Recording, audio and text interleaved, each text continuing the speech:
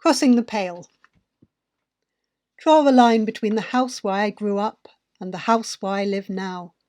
It runs across the forest from Dalling Ridge to Pound Gate, and I've traced my way in the S-shapes of an adder from one side to the other.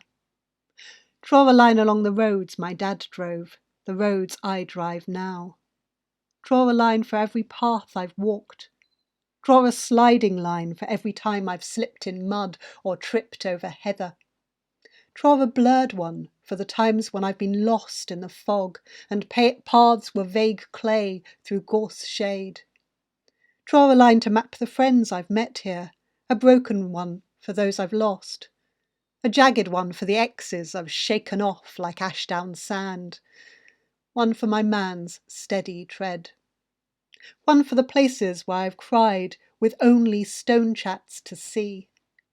One for the songs I've woodlarked along. Draw a circular line for the games I've played, for the tracks of running dogs. A line between the camps and dams I've built, trees I've climbed. Draw a line for the path of the tractor tyre at Goat's Cross, which we'd push to the ride's top, then watch it spring down the slope and splash into the stream. Draw one for every pub on the forest, a stained line of slopped pints of Sussex old.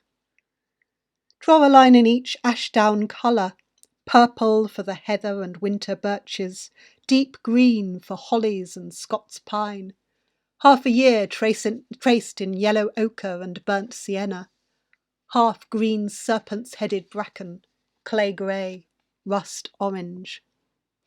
A line for the smog of traffic, the poo bags, tissues, snack food wrappers, the 259 deer killed on these roads last year.